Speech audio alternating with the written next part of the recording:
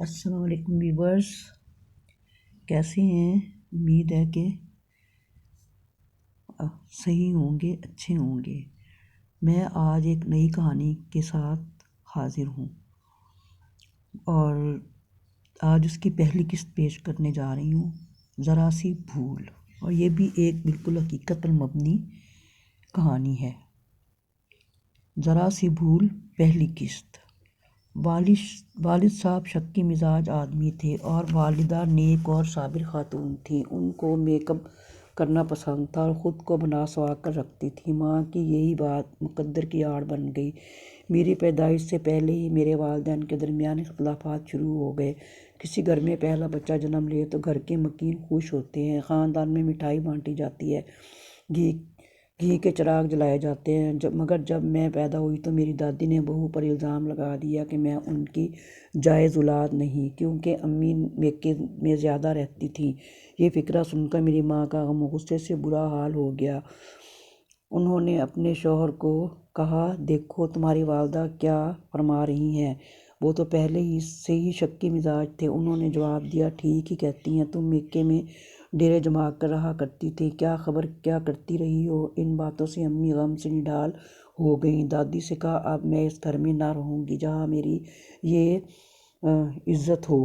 اب آپ کا اور میرا نباہ ممکن نہیں۔ میری ماں ناراض ہو کر مجھے ساتھ لے کر میکے چلی گئیں۔ امی کے گھر چلے جانے کے بعد دادی اور والد کو احساس ہوا کہ کتنی بڑی غلطی ان سے سرزد ہو گئی۔ پھر کئی دفعہ والد اور دادی میری امی کو منانے آئے، مگر وہ اپنے اوپر لگائے گئے الزام کو کیسے بھول سکتی تھیں۔ انہوں نے اپنا اٹل فیصلہ سنا دیا، مجھے طلاق چاہیے۔ اس جھگڑے میں سال گزر گیا۔ جب میں اپنی نانی کے گھر چلنے لگی تو میری ماں کو طلاق دے دی۔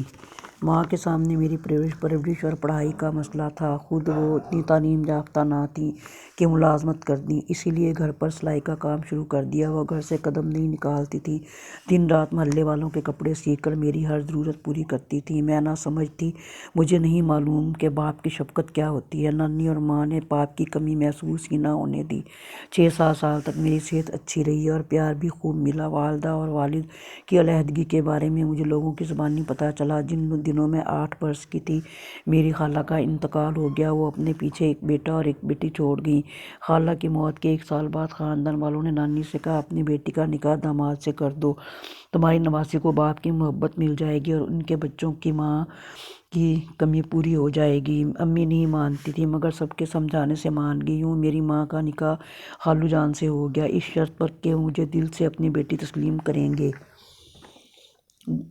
وہی شفقت اور محبت جو ان کے اپنے بچوں کے لیے وقف ہے۔ خالو جان نے اس وقت تو نانی کا ہر مطالبہ تسلیم کر لیا۔ ابتدا میں میرے ساتھ اچھا سلوک کیا، مگر کچھ عرصہ بعد ہی ان کی فطرت بدل گئی۔ وہ مجھ ننھی سی جان سے کھلم کھلا دشمنی پر اتر آئے۔ اب میں دیکھتی اپنے بچوں کو بڑی شفقت اور محبت سے خود کھلاتے اور میں کونے میں دب کے محبت کے اس انداز کو دیکھتی اور سوچتی، کاش مجھے بھی اپنے والد کی محبت نصیب ہوتی۔ خالو اکثر میرے سامنے اپنے بچوں کو 5-5 روپے دیتے، لیکن مجھے نظر انداز کر دیتے۔ تب میری ماں ہی میرے لیے ڈھال بنتی ہے اور مجھے 5 کی بجائے 10 روپے دے کر کہتی، تم ان کی پرواہ مت کرو، میں جو ہوں تیری ماں اور تیرا باپ دونوں ہوں۔ ان کی اس دلجوئی سے کبھی میں بہل جاتی اور کبھی دل خون